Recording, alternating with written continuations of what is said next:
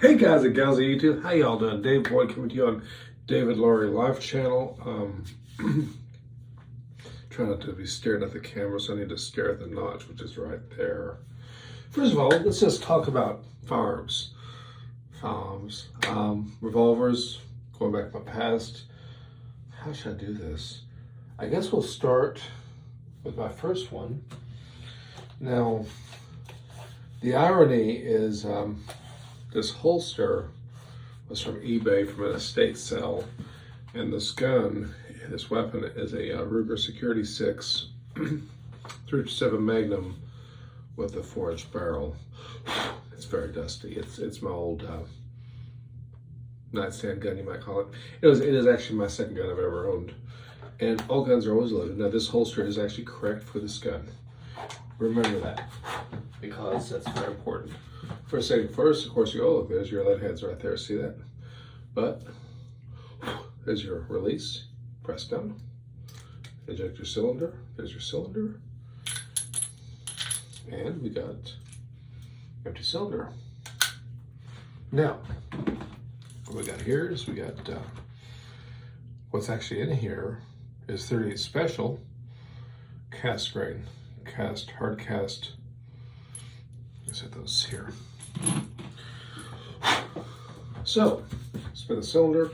As a youngster, I chamfered the cylinders here, smoothed it out. It does have a trigger job. It was purchased for $169 at a place called Muldoon Pawn Shop in 1988, I believe. These guys were being made in 84. This particular one is actually from like 1981. It uses a transfer bar safety.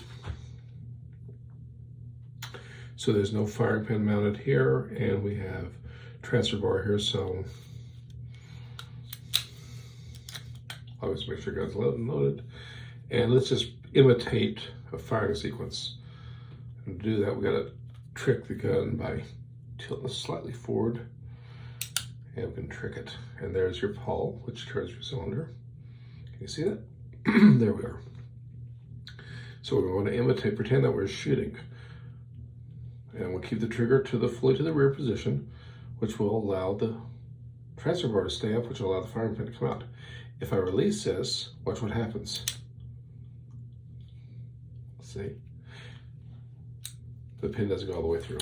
Anyways, enough of that. The real purpose is to show my other gun, which was my main gun I used to carry back then too.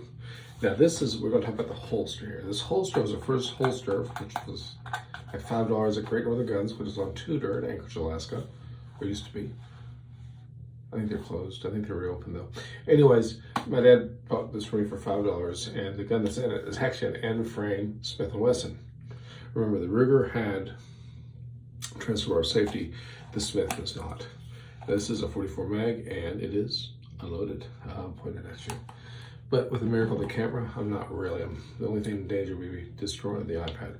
Much bigger cylinder, but this one's actually unloaded, and usually this one would be loaded, but I haven't loaded for a while.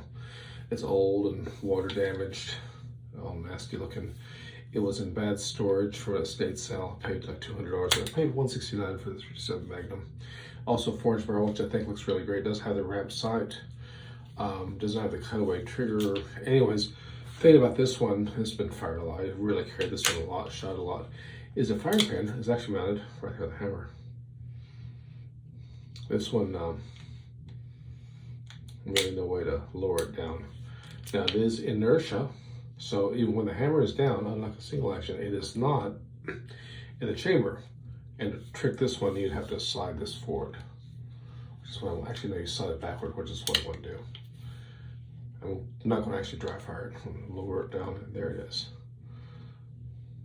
Anyways, so back in those days, I had this holster and I had this gun, and it was loose. And of course, I would never carry a gun like this now as a grown up, but as a child, it still brings back memories to make this sound, because I go, wow. My dad, he passed in 2018, in February 26th. So, to my dad. My Uncle Pound, Lewis Boyd, was a big fan of the 44 mags anyways. They were a little side by side. This has more of a, almost like a police gun look. They both do. They're both service weapons. But anyways, I'm sure what the purpose of that video was, just sharing and talking about stuff from the past, I guess. Anyways, you let me know what you think about the video, and like, share, subscribe. Let me know if you